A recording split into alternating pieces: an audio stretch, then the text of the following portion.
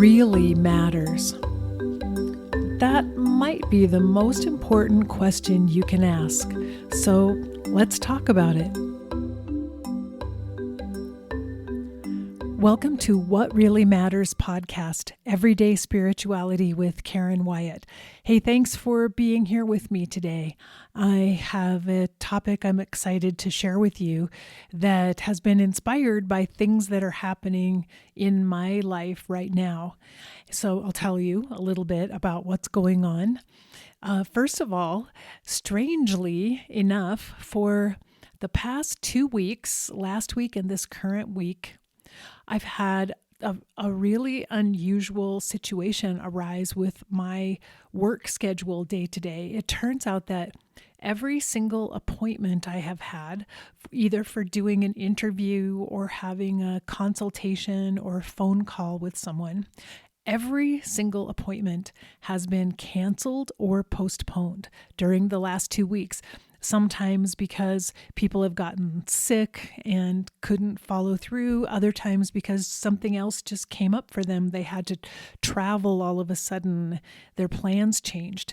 But this is a really unusual situation for me. I normally don't have things like this happen. Occasionally, I'll have one person reschedule, which, that's a normal amount of time. But for every single appointment to get rescheduled for 2 weeks in a row is very strange for me.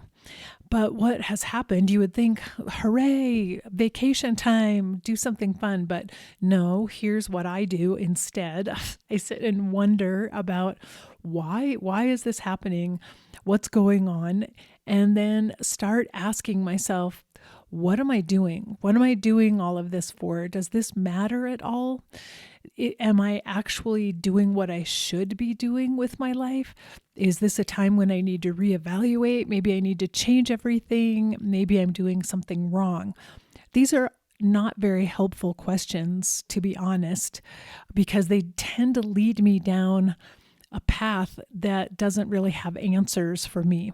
So I've spent a little of this time worrying when I've had more time on my hands and wondering, as I said, am I doing the right thing? Is this really my purpose? Is this really what I'm supposed to be doing here? And I guess it came up because I have more time on my hands. I have enough time to sit and think about those things. I'm not saying it's a bad thing to reevaluate what we're doing from time to time, only that my way of reevaluating tends to lead me down a negative path of feeling sorry for myself and worrying that I'm not getting enough external validation for what I'm doing with my life right now. And so those have been some really interesting questions that I've been journaling about and that have been coming up over these days when I haven't had a lot of other things to do with my time. But it's very interesting because this morning something came in my inbox, which were some quotes from Archbishop Desmond Tutu, who died not long ago. But this is interesting. So I'll share with you what was in this email quoting Desmond Tutu. Our value is intrinsic to who we are. It comes with the package of being human. It depends neither on extrinsic attributes such as ethnicity and skin color, nor on our achievement, however that may be computed. Our worth stems from the fact that we exist only because of divine love. And then later on, another statement that he made, which is, we are only the light bulbs, and our job is just to remain screwed in. So this was very timely for me to receive this in my email today to remind me, oh yes, of course. Our worth does not come from how we spend our time necessarily day to day, or what other people think of us, or whether other people are letting us know that they like what we do, whether we can even see the results and the outcome of our work. We have intrinsic value and worth as creations of divine love in the universe. And that's ultimately where we derive our value, our purpose, our meaning. However, that explanation isn't quite enough to answer all the external questions that arise for all of us. And that's when I remembered I've been going through this list of the most frequently Googled questions about life. And one of the questions on the list, of course, is why am I here? What is my purpose? So I think this is an archetypal question. While our worth and value is intrinsic to us as humans, it's also intrinsic to us to wonder just why we're here. Why was I born? Why did I happen to show up on this planet at this time? What is that all about? And it's natural to us to want to have a life of meaning and to understand what the meaning is, and to even be able to see before our eyes what our purpose here is. So in some ways, an answer like we're simply creatures of love, or we're the light bulbs, we're meant to be lit up, we're meant to keep ourselves screwed in, plugged in, and become light bulbs for the rest of the world. That's a hard thing for us to grasp because it isn't tangible and it doesn't tell us, what do I do from day to day? How do I plan my activities? What training do I need? What education do I need? Where do I go to look for a job that will fulfill this purpose that I have? And so in the writing that I've been doing in my two books, 7 Lessons for Living from the Dying, and also The Journey from Ego to Soul, I've written a lot about purpose. I've done a lot of thinking and studying, also a lot of listening to my patients at the end of life, because when you discover that you're dying and when you find out that you only have a limited time left on the planet, these questions become paramount in your mind to understand, why was I here? What did I do with my time? Did I fulfill what I was meant to do? Have I accomplished what I came here for? Or am I leaving not having even come close to doing what my life was supposed to be about? So all of these questions about purpose, while they go through our minds throughout our lives, they're particularly acute and salient at the very end of life. So I've had many conversations with patients facing the end of life about these very same questions, and listened to them and observed the struggles they were having, wondering, did my life have enough meaning? Did I do what I was meant to do when I came here?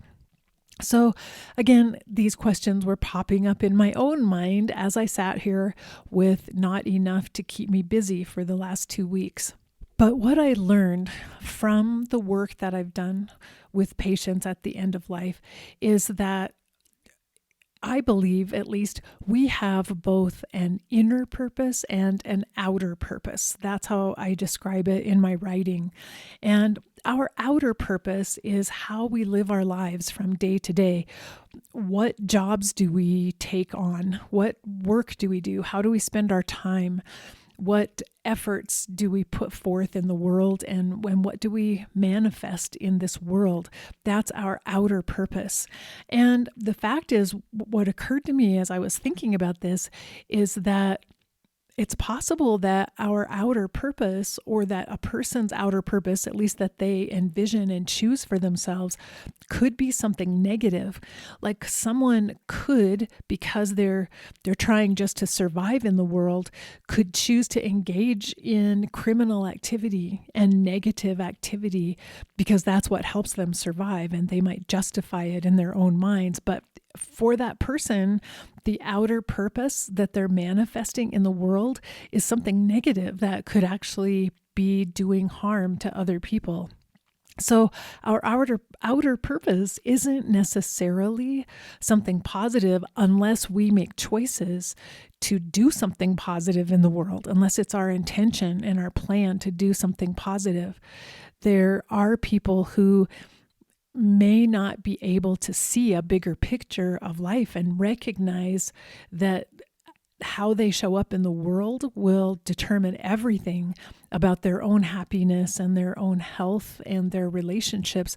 There are people who may simply be living at the survival level and doing whatever feels necessary to them in order to survive, to get $5 or $10 today to get food. I mean, they may be living at that level. So there may be people whose behavior in the world comes across to us as something negative, and that we could look at as an outer purpose that they've resorted to or chosen for themselves because they are not aware of having any higher options. Maybe some of them don't have higher options.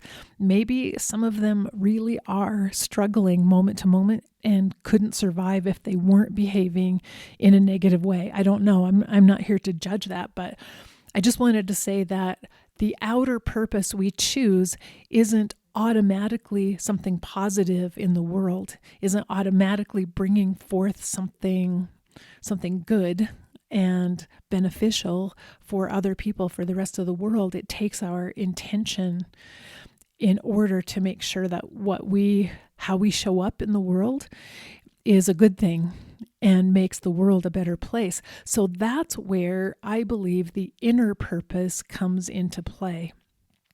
I think of the inner purpose as kind of the soul lessons or the spiritual lessons that we came here to learn. And we can learn those lessons no matter what choices we make for our outer purpose. We're able to keep working on our soul development and learning the things we need to know here, whether we become a garbage collector or an attorney or work for a nonprofit or collect insurance payments from people. Like, we could have any sort of job in the outer external world and still be in a place where we can learn those inner lessons and fulfilling our inner purpose that we came here for. I do believe that the more we're focused on our inner purpose and working on what it is we need to learn about life, what keeps coming up for us and showing up in our lives that we need to work on, the more we are likely to choose an outer purpose that is in alignment and in harmony with what we're learning on our inner purpose journey. So the more likely we are to show up externally in a way that's positive and helpful for the rest of the world.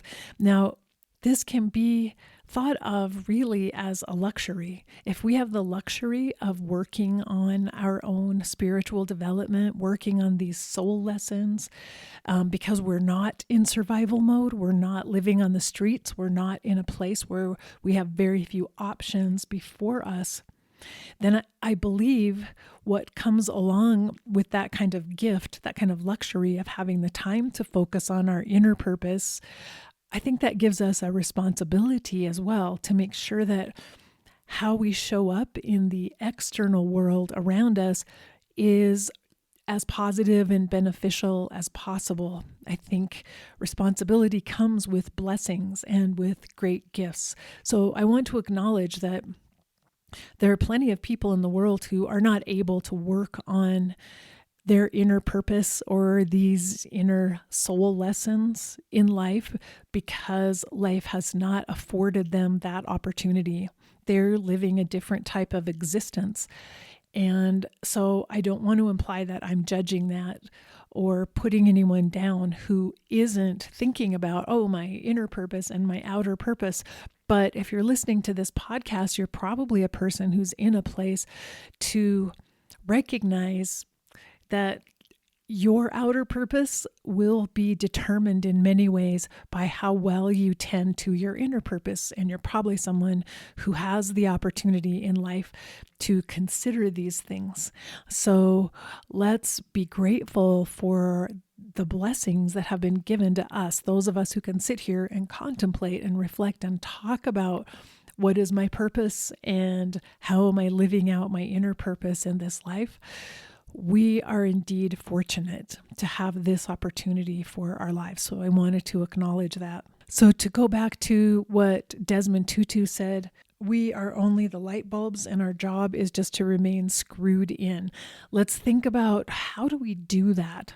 How do we remain screwed in or plugged in our daily lives so that we can be more certain that we're doing our inner work, fulfilling our inner purpose, and then therefore our outer purpose is manifesting in the most positive way possible. So I already mentioned the first thing, which is to practice gratitude. And yes, we should be grateful that we even get to be here having this conversation and thinking about these issues, but also to be grateful day to day for all of the things that arise in our lives, grateful for even things that don't necessarily seem like blessings. And so I could say, I need to be grateful for all of these cancellations I've had for 2 weeks, grateful for this extra time that's here, time when I can sit around and contemplate and think about what I'm doing and reevaluate. So I'm not just stuck on one path going through the motions every day. I can really reconsider and decide if I need to make other choices. And that's a luxury and a blessing and something I should be grateful for. So I do believe, I've said this over and over, it's important that we have gratitude practices in our lives and that we take the time to stop and think about the blessings that are all around us. And even when we're having our worst day, even when everything's going wrong and falling apart for us, we still need to practice gratitude in every day, because there are still things to be grateful for. Like, I woke up this morning, I'm still here, I'm breathing. Look at these beautiful trees outside my window, and look at the sunshine that's streaming in rays into my home. Like, there's so many things we can be grateful for in each and every moment. And all we have to do is stop ourselves, stop the thoughts cycling through our heads, and just look for them. Just for a moment, look around and notice what's all around you, this world, this life that you've created, the people in your life, and find something to be grateful for. Today, I just went grocery shopping, and the cashier that was helping me was like this most beautiful woman who had these lovely eyes. And I felt grateful that she was helping me and that I got to be in her presence for just a few moments as I was checking out. And I think if we really look and really notice all the little details of things around us, we can't help but feel grateful. We can't help but feel blessed in this life, that we're in a beautiful place.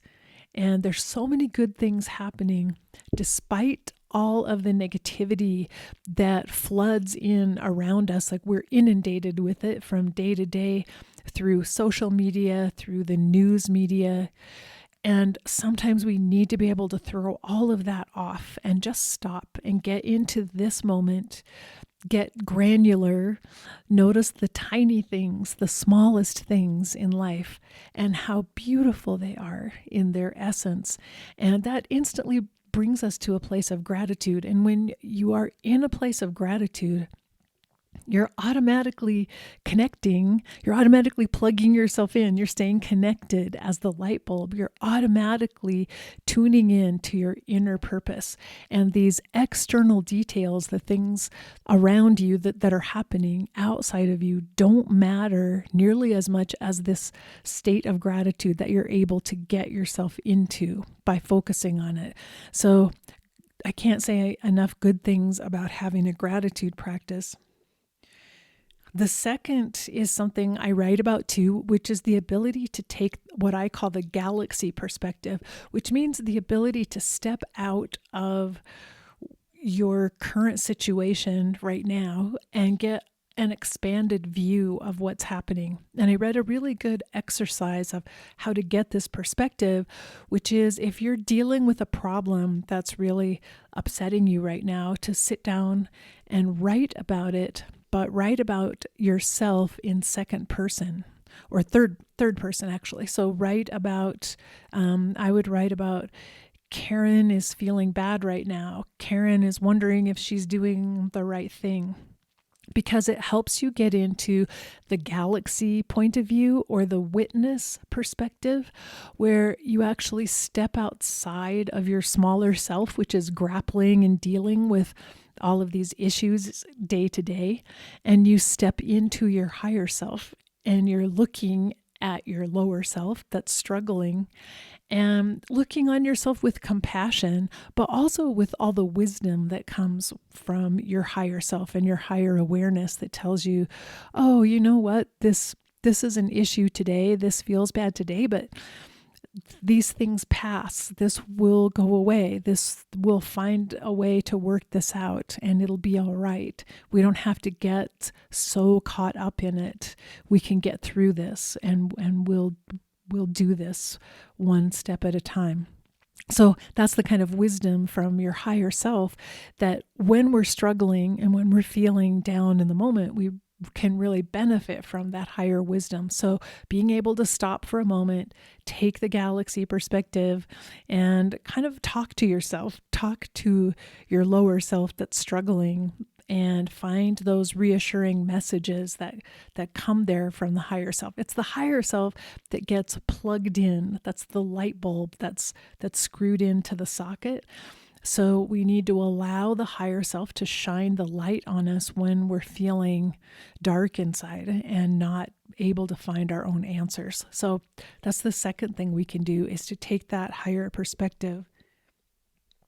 The third thing is remembering to practice forgiveness, because life itself is going to disappoint us over and over again, and we're going to be disappointed with ourselves. We will fail at certain things. We'll make mistakes. We will be oblivious sometimes and do exactly the wrong thing and that we should have known better. We'll wonder what was going on with me, that I didn't figure that out, and that I didn't see this coming, and that I didn't do a better job. I didn't handle it differently. But we need to have a large capacity for forgiveness to be able to look upon all of the things that disappoint us and be able to release them and let go of them and realize, okay, this is how life is. And this is how things go sometimes. And I can't keep beating myself up over mistakes that I made. I need to be able to forgive those so that I can keep moving forward. And that's part of the inner work of the inner purpose, is learning how to forgive ourselves, how to forgive life, forgive other people, forgive God, whatever our concept of God might be, for the things that didn't work out the way we wanted them to. And along with gratitude and taking a higher perspective, when we're in a state of forgiveness, we're continually letting go of our attachments, our ego attachments to the past and our ego attachments to the future, what we thought should have happened and what we hope will happen. We're constantly working on letting those go so that we can be right here, right now, in the present moment, just experiencing gratitude and love with whatever is happening right here, right now, in this moment.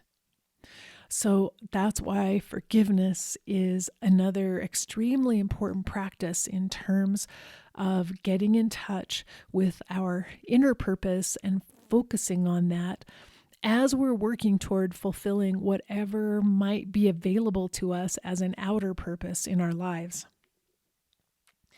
And then fourthly, I learned about a really nice self-compassion practice that it's a super quick, simple little practice of self-compassion that I think can help you get to a place of forgiveness and acceptance. And this comes from the Greater Good Science Center, and they've done all of their practices that they recommend. They've done studies on with people, so they have validated them and shown that they actually work and make a difference. So this is the self-compassion break from the Greater Good Science Center, and it's inspired by the work of psychologist Kristen Neff. So here are the steps they recommend to, first of all, think about whatever situation in your life is difficult and is causing you stress right now in the moment, and really bring it into your mind and feel the stress, feel whatever discomfort is happening in your body because of that circumstance.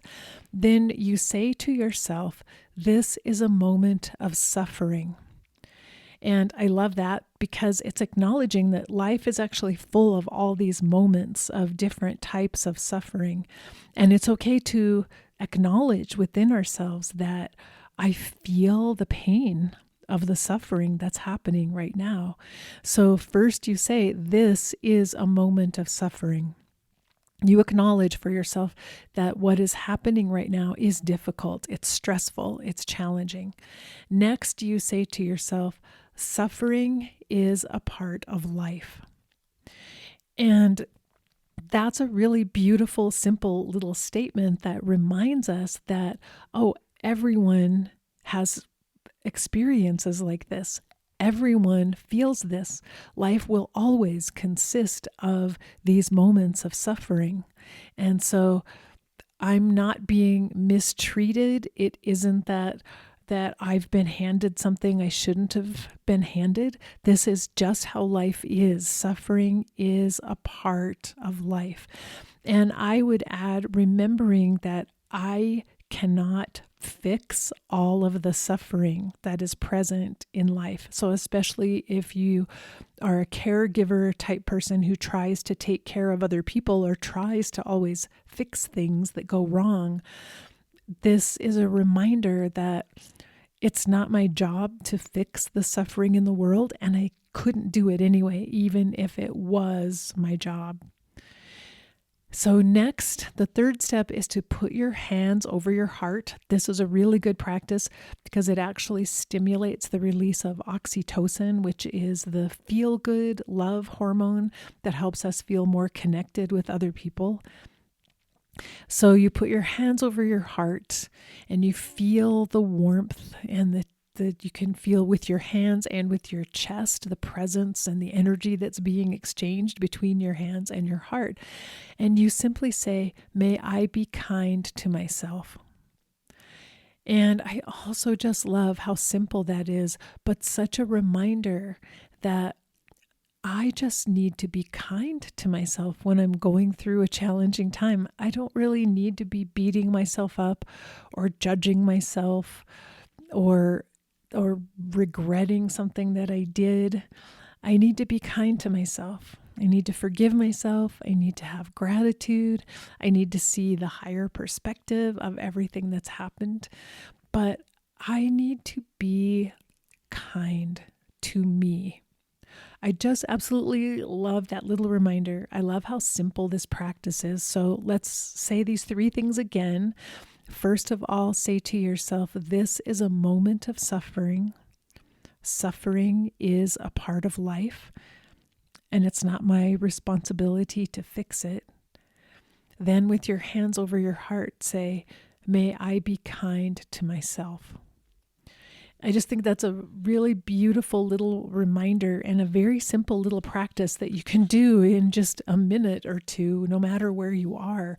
If you start to feel overwhelmed, start to feel frightened or angry or confused in the moment, just stop for a second and remind yourself, just be kind to yourself right now, because you're going to get through this, but being angry with yourself or upset isn't going to help you. Be kind to yourself. That will help dissipate some of the stress. That will actually help you become more creative in the moment. And maybe you'll find a solution to whatever it is that's challenging you. So I love that. I love that I came across that self-compassion practice and that I read Desmond Tutu's words today that helped remind me to focus on my inner purpose right now, focus on staying plugged in and staying with my higher self here. And whatever's going on in my outer purpose, that will work itself out. That'll all be fine. I don't need to worry about that. I don't need to stress over it. I just need to focus right now on my inner purpose. So I don't know if you're going through anything like me in this moment, but I hope it's helpful to talk about this and just to give you some things to think about. So remember to practice gratitude, to be forgiving of yourself, to take the higher perspective whenever you can, and to just be kind to yourself. And I'll be back next week. We'll have another discussion then. But until then, remember that we're here for love. As Desmond Tutu said, that's really, we came from love, and that's what we're here to bring to the world. So face your fear, be ready for whatever life brings you, and love each and every moment of your own life. Bye-bye.